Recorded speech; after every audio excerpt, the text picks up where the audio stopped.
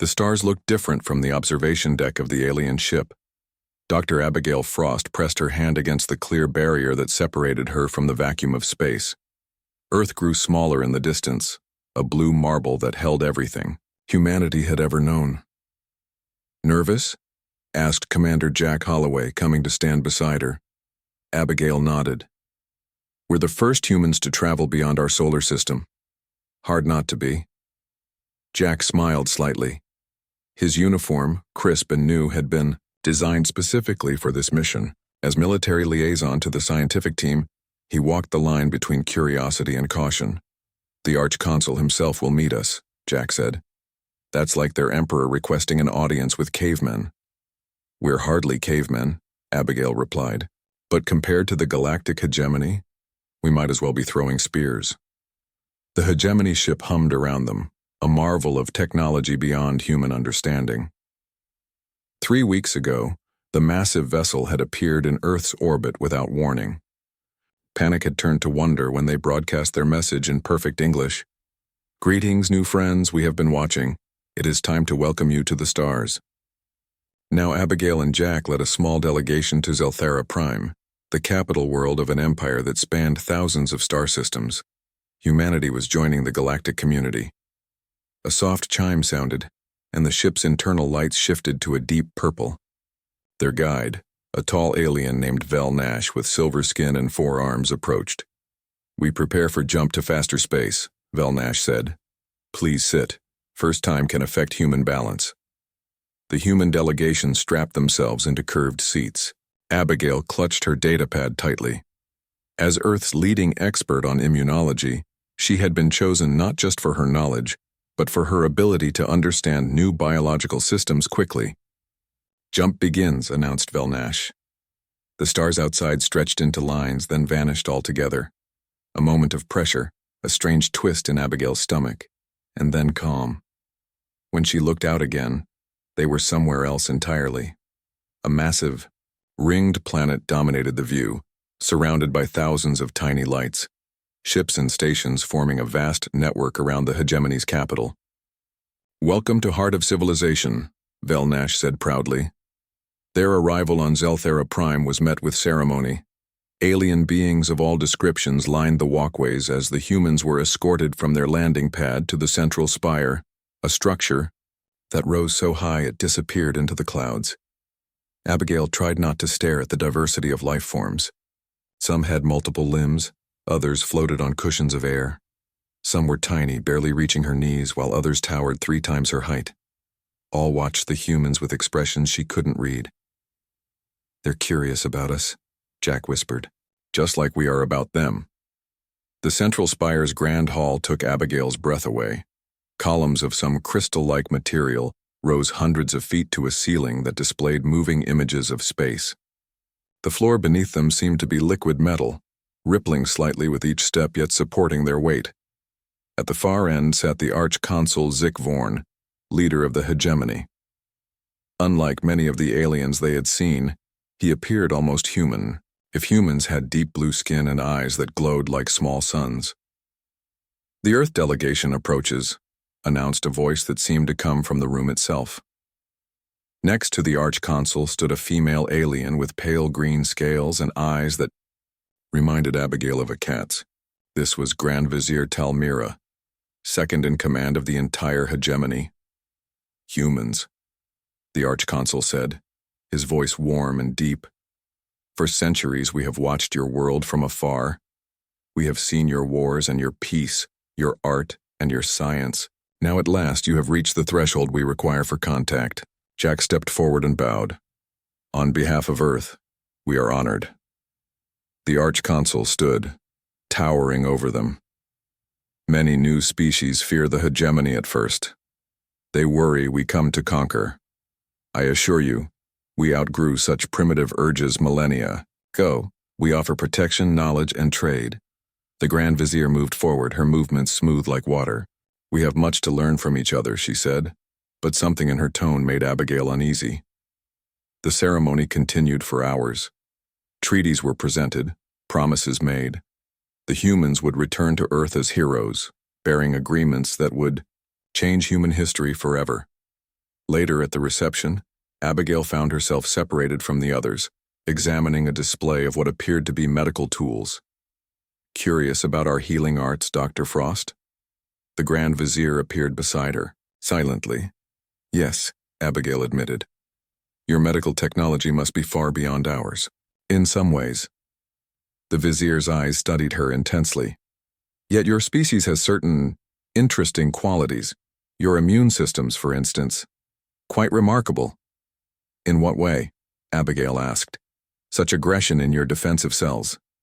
Most unusual. The Vizier touched one of the instruments.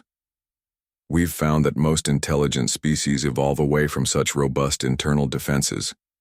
Peace within reflects peace without, you might say. Before Abigail could respond, Jack approached them. Forgive the interruption, Grand Vizier. We're being called for the final ceremony.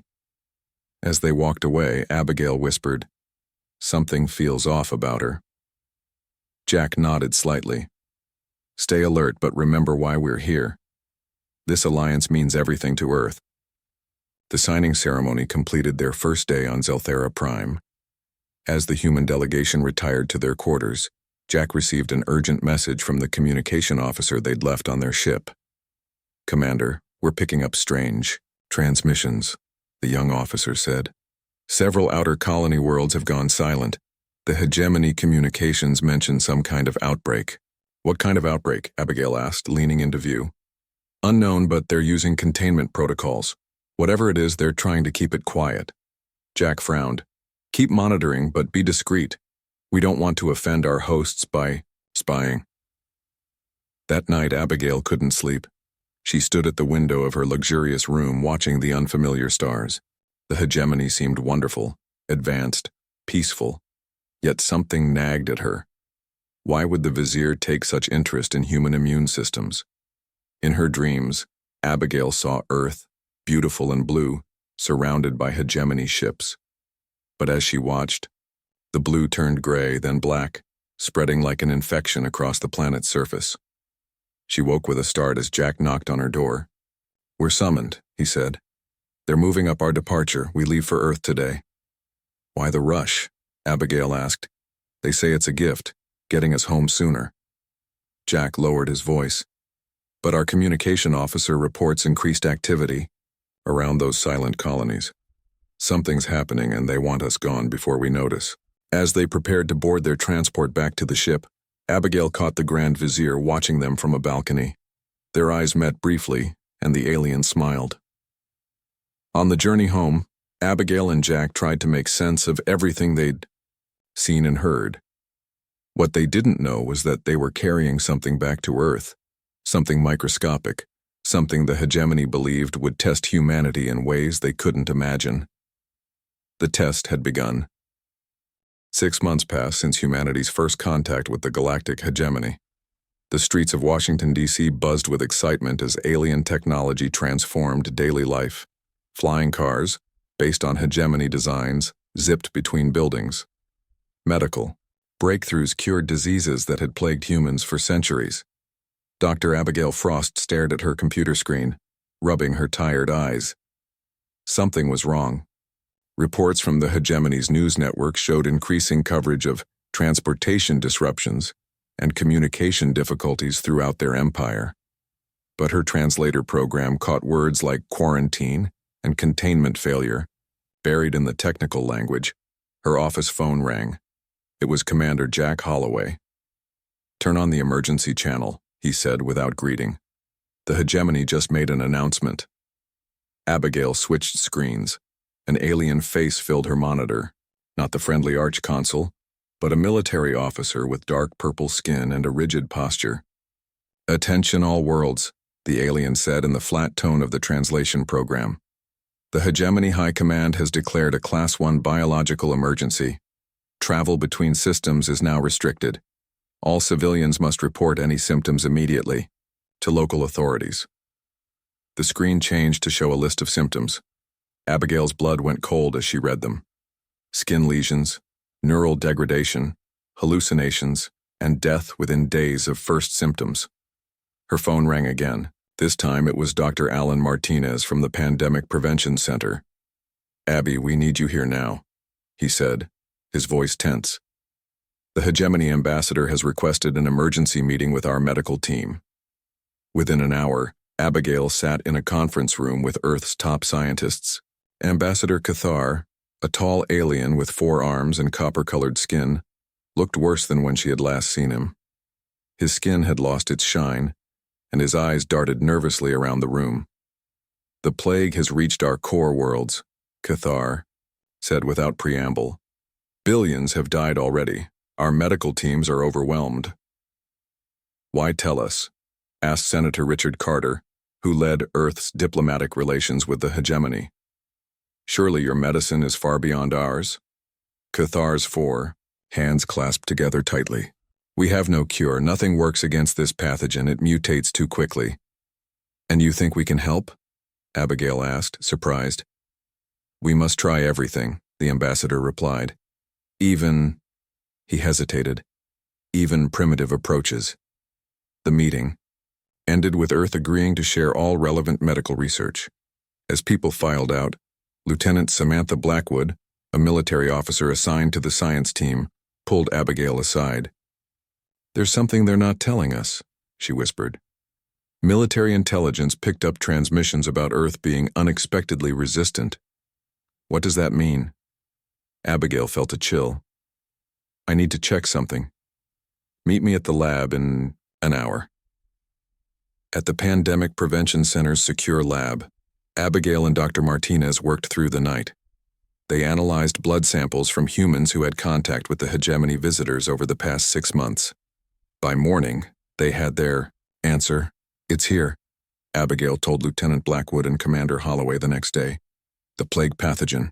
We found it in blood samples from 20 different people who worked closely with hegemony representatives. But none of them are sick, Commander Holloway said, confused. Exactly. Abigail pulled up images on her tablet. Look at these scans. The pathogen is present but inactive. Our immune systems are fighting it off. Lieutenant Blackwood leaned forward. So we're immune? It seems so, Dr. Martinez said. Something in human biology neutralizes the virus before it can cause damage. The hegemony must know this by now, Commander Holloway said. That's why Cathar looked so nervous. Abigail nodded. The question is, what will they do with this? Information? They didn't have to wait long for an answer. That afternoon, Ambassador Cathar requested another meeting, this time including military officials. His message was direct and alarming. For the safety of all species, the Hegemony High Command has ordered protective isolation for Earth, he announced. No ships will be permitted to leave your solar system until we understand why humans carry the pathogen without symptoms. Senator. Carter stood up angrily. You're quarantining us? We're not sick. That is precisely the problem, Cathar replied. You carry death to other species without showing signs yourself. Until we understand how, you must remain isolated. As the humans argued against this decision, Lieutenant Blackwood slipped Abigail a note. 3 hegemony warships just entered orbit around Earth. The next day, the world learned the truth. Hegemony ships took position near the moon, establishing what they called a safety perimeter. Ambassador Cathar assured humanity it was temporary just until the crisis passed. In her lab, Abigail made another discovery that changed everything. Look at this, she told Dr. Martinez, pointing to a screen showing microscopic images. Human blood doesn't just resist the pathogen, it actively destroys it. How is that possible, he asked. I think it's because Earth is so biologically competitive, she explained. Our planet has millions of microorganisms constantly trying to kill us. Our immune systems evolved to be incredibly aggressive. The hegemony worlds are too clean, too controlled. Their species lost that edge. Lieutenant Blackwood, who had been listening, spoke up. So we're not just immune, we're the cure? Potentially, Abigail said. If we can isolate the specific element in our blood that neutralizes the pathogen, we might be able to create a treatment. News from beyond Earth's quarantine grew worse each day. The plague spread faster than the hegemony could contain it. Entire planets went dark as communication systems failed. The few reports that came through described scenes of horror, hospitals overflowing, cities burning as panicked citizens tried to flee, ships shot down when they attempted to leave infected worlds. On day 14 of Earth's isolation, Commander Holloway called an emergency meeting. His face was grim as he addressed the small group of scientists and military personnel. "We've intercepted communications between Grand Vizier Talmira and her agents," he said. "The plague isn't natural. It was engineered as a bioweapon." The room fell silent. Then Senator Carter asked the question everyone feared. "Was it meant for us?" Commander Holloway nodded slowly. "From what we can tell, Earth was supposed to be the final test. They expected the pathogen to devastate our population. When it didn't, something went wrong with their containment procedures. The plague spread to their own worlds. So we were meant to die," Lieutenant Blackwood said quietly. "But instead we might be their only hope." Abigail replied, her mind racing with the implications. "We need to accelerate our research. If the plague was engineered, there might be specific weaknesses we can exploit." As they left the meeting, Commander Holloway received an urgent message. His face hardened as he read it. "The hegemony ships have changed position," he told Abigail. "They're no longer in quarantine formation, they're in attack formation." "Why would they attack us?" she asked. "We might be their only chance for a cure." "Unless," Commander Holloway said slowly, "someone doesn't want a cure. Someone who would rather destroy the evidence of what they did." Abigail thought of Grand Vizier Talmira's cold eyes, her strange interest in human immune systems during their visit to Zelthera Prime. A terrible suspicion formed in her mind. "We need to talk to Ambassador Cathar," she said, "right now." Ambassador Cathar's hands trembled as he read the datapad Abigail handed him. They sat in a small, secure room beneath the Pandemic Prevention Center.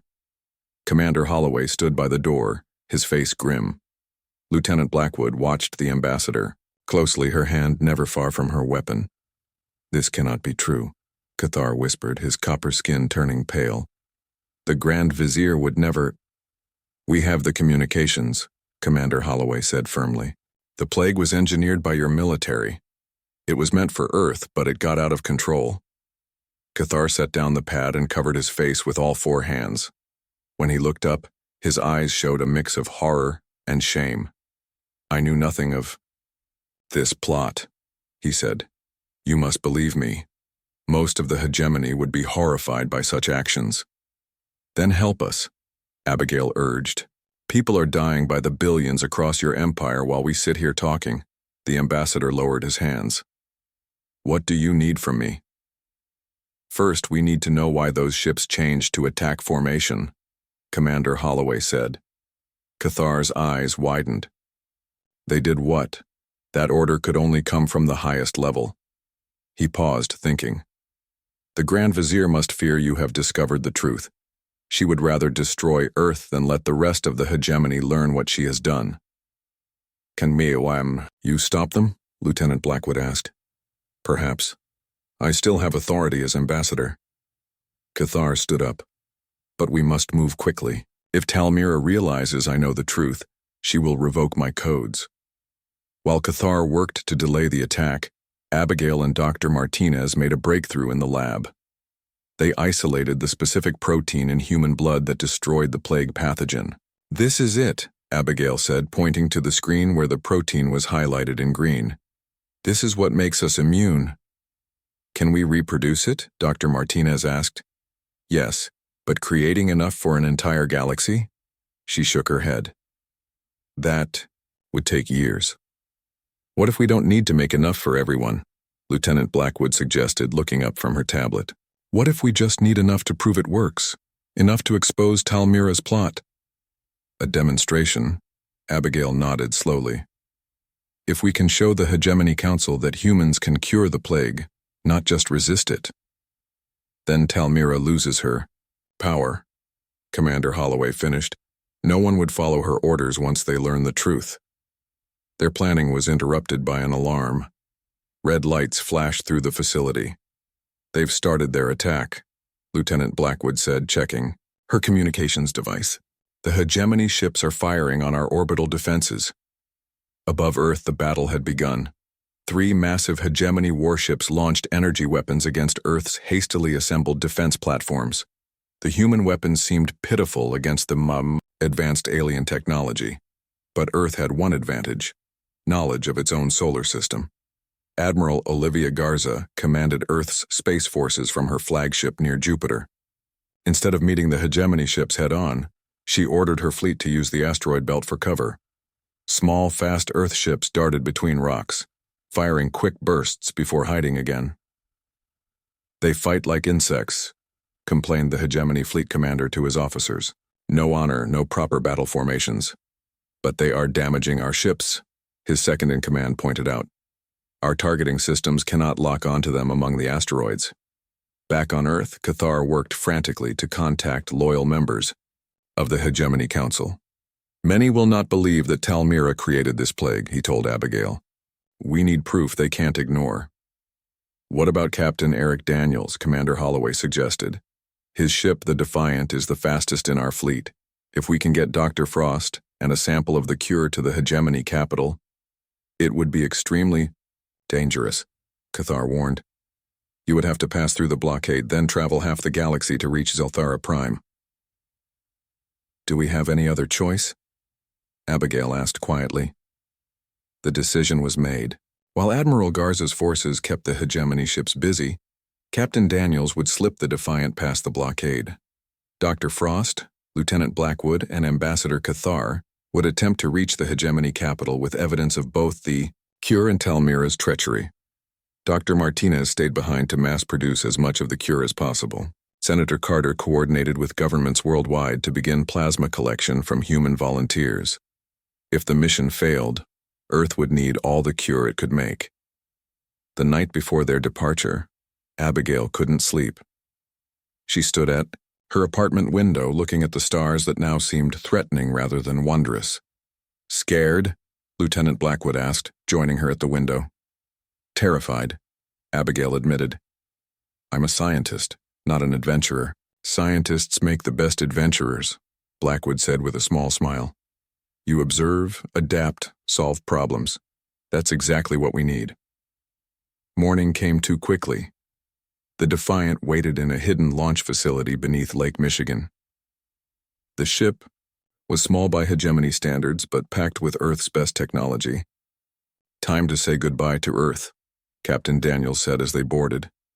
He was tall and lean with steady hands and calm eyes that had seen many dangerous missions. "Let's hope it's not forever."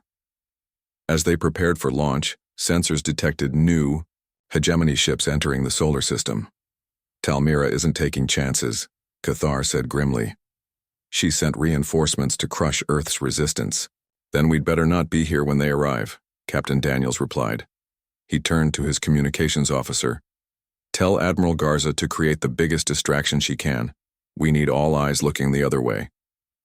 Admiral Garza didn't disappoint. She ordered all remaining Earth ships to launch a coordinated attack on the hegemony blockade. It was suicidal, but it worked. As the battle erupted near Mars, the Defiant slipped away, using the sun's radiation to mask its engine signature. Once clear of the solar system, Captain Daniels turned to Cathar. "Now for the hard part. How do we get to your capital without being detected?" Cathar spread all 4 hands in a gesture of uncertainty. "There are secret hyperspace routes known only to high-ranking officials. I can access some of them, but we will still need to stop for supplies. The journey is long. And we'll be fugitives the entire way," Lieutenant Blackwood added. Abigail looked at the small container she carried. Inside was humanity's gift to the galaxy. If they could deliver it in time. She thought of the billions dying across countless worlds, victims of a weapon meant for Earth. She thought of Grand Vizier Talmira's cold eyes and calculating mind. "We'll make it," she said with more confidence than she felt. "We have to." As the Defiant disappeared into hyperspace, no one saw the small tracking device hidden deep within its systems, placed there by one of Talmira's agents long before the plague ever began. The Defiant moved silently through space, far from the usual travel routes. Captain Daniels kept the ship's energy signature low to avoid detection. For 2 weeks, they jumped from one hidden point to another, following Ambassador Cathar's directions, through the secret pathways of the hegemony. "We need to stop soon," Cathar said, checking the ship's supplies.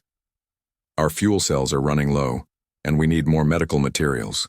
Captain Daniels studied the star chart. "What about this system? It looks small, maybe less noticed." Cathar's four hands moved nervously. "That is Procyon Minor.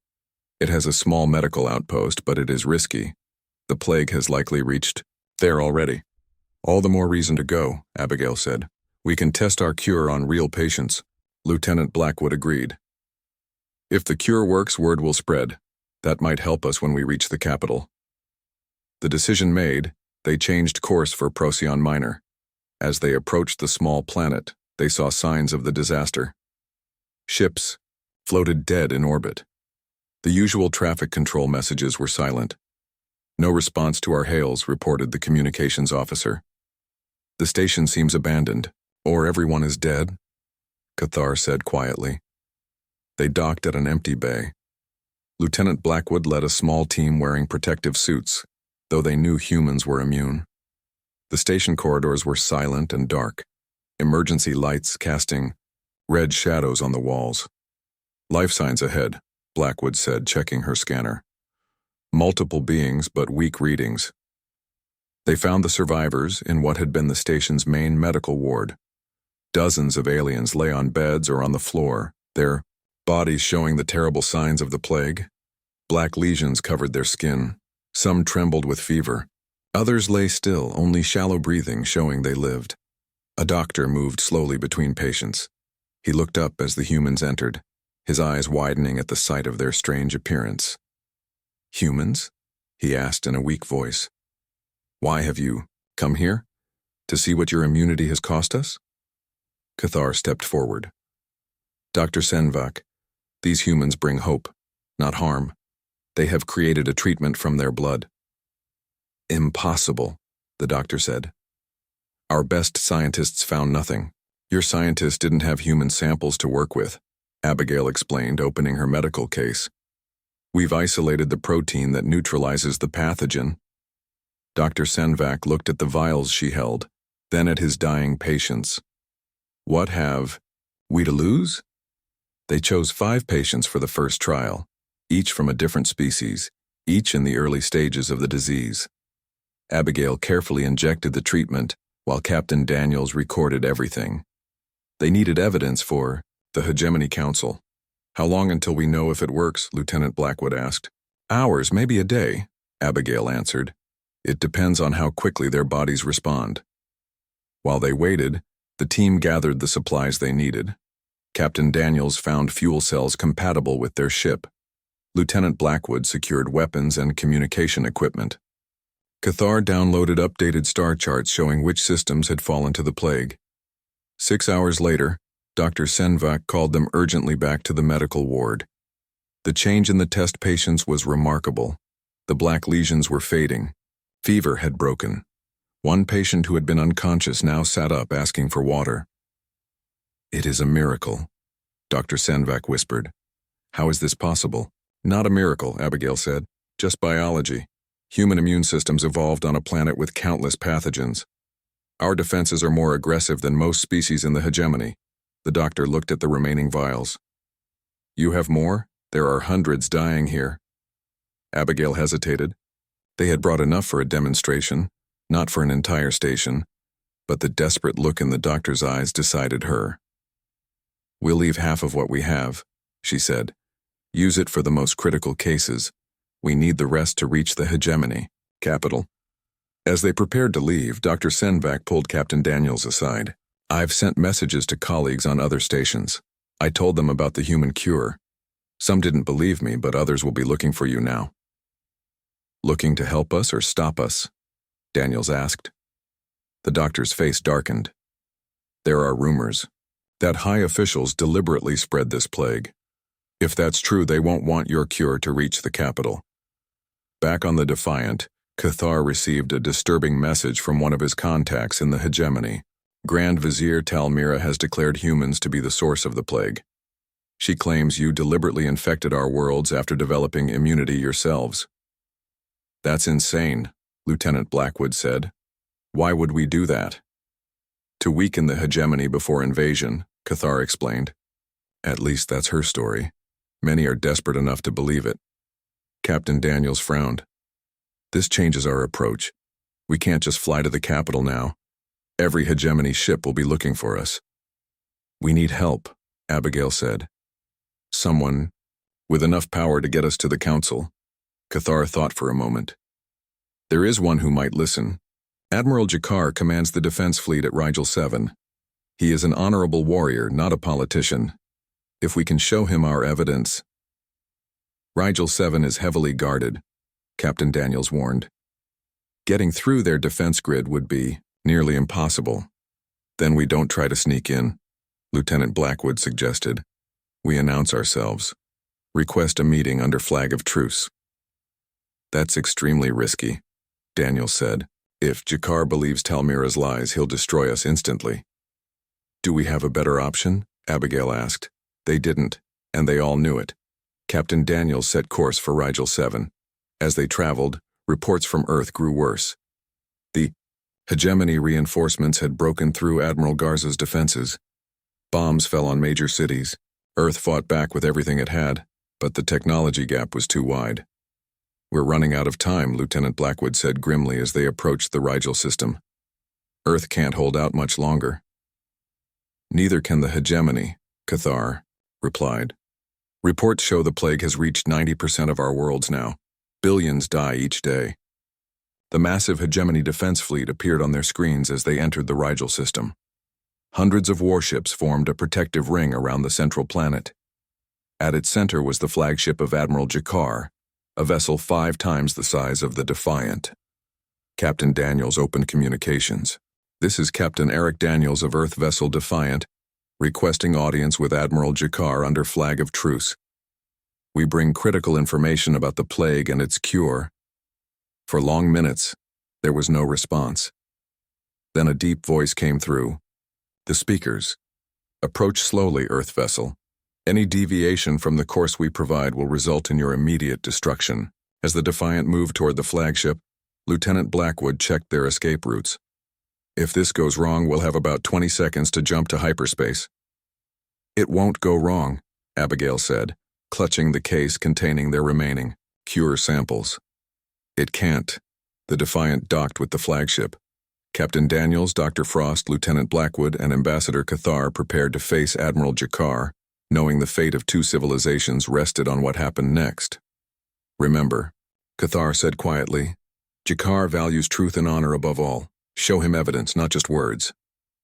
The docking bay door opened, revealing a contingent of heavily armed hegemony soldiers. Behind them stood Admiral Jakar himself, tall and imposing, his skin deep red with black markings of high military rank. His eyes studied the humans with suspicion. Ambassador Cathar, the Admiral said coldly, you stand with the very beings who have brought death to our empire. Explain yourself before I have you all executed as plague bearers. Ambassador Cathar stepped forward, his 4 hands open to show he was unarmed. Admiral Jakar, I have served the hegemony for 40 cycles. You know my honor. Would I stand with these humans if they brought death to our people? Admiral Jakar's eyes narrowed. The Grand Vizier says humans created this plague as a weapon. The Grand Vizier lies, Cathar replied. We have proof. The Admiral was silent for a long moment. Show me this proof, but know that if you waste my time with lies, your deaths will be slow. They were led to a large meeting room. Armed guards stood at every door. Captain Daniels placed their datapad on the table and activated it. Video recordings from Earth played, showing the intercepted communications between Talmira and her agents. These could be faked, the Admiral said, though his voice held a hint of doubt. Then explain this, Abigail said, opening her medical case. We have created a cure from human blood. We've already used it successfully at Procyon Minor. The Admiral's expression changed. Procyon Minor? We received strange reports from there yesterday. Claims of miraculous recoveries. Not miracles, Lieutenant Blackwood said. Science. Dr. Frost isolated the protein in human blood that destroys The plague pathogen. If humans created this plague, why would they also create a cure? Cathar asked. Why come here at great risk to themselves? Admiral Jakar stood silent, weighing their words. Finally, he pressed a button on his uniform. Bring the sick officer. Minutes later, soldiers carried in a young hegemony officer. His skin showed the black lesions of advanced plague infection. His breathing was shallow, his eyes unfocused. This is my nephew, the admiral said quietly. He serves on my personal staff. The plague reached him 3 days ago. Our doctors give him hours to live. Abigail understood immediately. You want proof? Let me treat him. The admiral nodded. Abigail carefully prepared a dose of the human-derived treatment. The room was silent as she injected it into the dying officer's arm.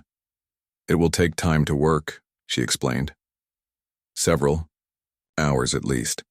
Then we wait, Admiral Jakar said. If he lives, we will speak more of this conspiracy. If he dies, so do you. The hours passed slowly. Captain Daniels and Lieutenant Blackwood were permitted to return to the Defiant to check on their crew. Cathar used the time to gather more information about the spread of the plague. The news was grim. The hegemony was collapsing. Transport systems had failed. Food distribution had stopped on many worlds. Billions were already dead. Meanwhile, Abigail monitored the Admiral's nephew. 4 hours after receiving the treatment, his fever broke.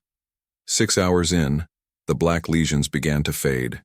By the 8th hour, he opened his eyes and recognized his uncle. Admiral Jakar watched in amazement as his nephew sat up and asked for water.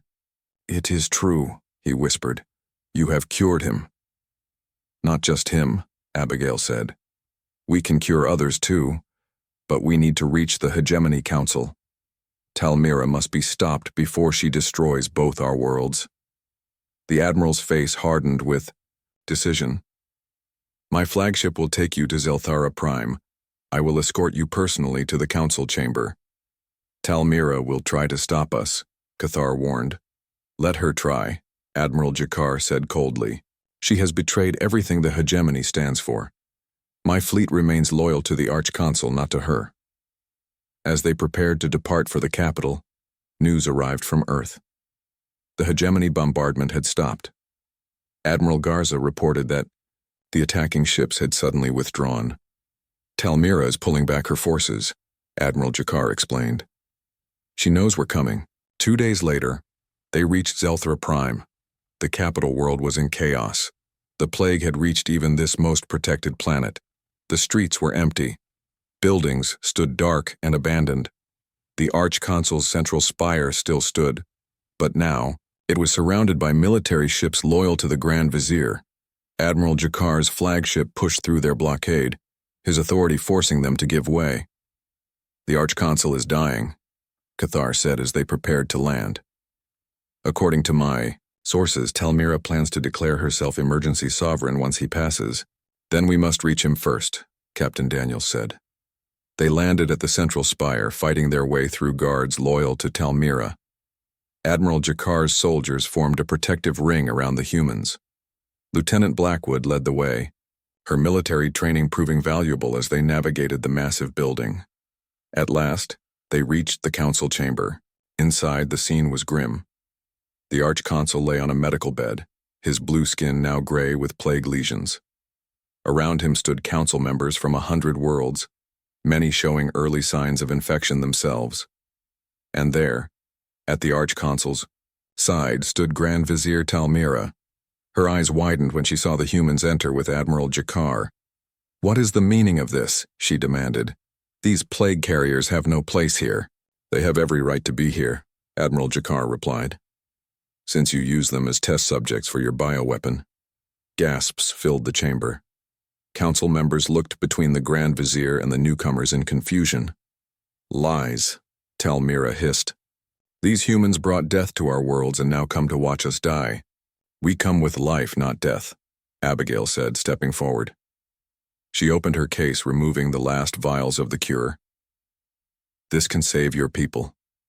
It already saved many at Procyon Minor. Don't listen to their tricks, Talmira said. They seek to poison our leader, Admiral Jakar's voice boomed through the chamber. My nephew was hours from death. Their treatment saved him. I have recorded proof. The Archconsul stirred on his bed, his eyes opening slightly. Let them speak, he whispered. Abigail moved quickly to his side. While Talmira screamed protests, she administered the treatment. The council watched in tense silence. It will take time to work, Abigail explained, but it will work. Captain Daniels activated their datapad, displaying the evidence of Talmira's plot, the intercepted communications, the secret military orders, the test results showing the plague was engineered specifically to target all known hegemony species. She created this plague, Cathar told the shocked council. She tested it on humans, expecting them to die. When they proved immune instead, the weapon was accidentally released among our own people. All eyes turned to Talmira, the Grand Vizier's face twisted with rage. You understand nothing, she spat. The hegemony has grown weak. We needed to test ourselves against new threats. Humanity was the perfect subject. You killed billions of your own people, Admiral Jakar said in horror. A necessary sacrifice, she replied coldly. Those who survived would have been stronger. The Archconsul's voice, weak but clear, cut through the chamber. Arrest her. Talmira turned to run, but Lieutenant Blackwood was faster. She tackled the Grand Vizier to the floor, restraining her as Admiral Jakar's soldiers moved in. Within hours, the miracle began again. The Archconsul's lesions faded. His breathing strengthened. The treatment worked just as it had before. As news spread of the cure and Talmira's treachery, hope returned to the hegemony. Human medical ships filled with volunteers and plasma donations spread throughout the empire. Dr. Martinez coordinated the effort from Earth, producing the cure in massive quantities. 1 month later, Abigail stood beside the recovered Archconsul as he signed a new treaty with Earth. The document dissolved the old agreement of protection and established a true alliance between equals. From this day forward, the Archconsul announced to the assembled representatives of both worlds, humanity stands as our partner, not our subject. Their strength has become our salvation. Captain Daniels and Admiral Jakar exchanged formal salutes, beginning a new era of military cooperation. Lieutenant Blackwood began training exchange programs between their forces. Cathar was appointed new Grand Vizier, his loyalty and wisdom proven beyond doubt. As Abigail prepared to return home, she visited the new monument erected in the Central Spire's main plaza. A simple human DNA helix carved in crystal, with words beneath it in many languages. From adversity, alliance. From difference, strength. The stars unite us all. The plague that was meant to test humanity's weakness had instead revealed its greatest strength. And two civilizations, once separated by light years and suspicion, now faced the future together.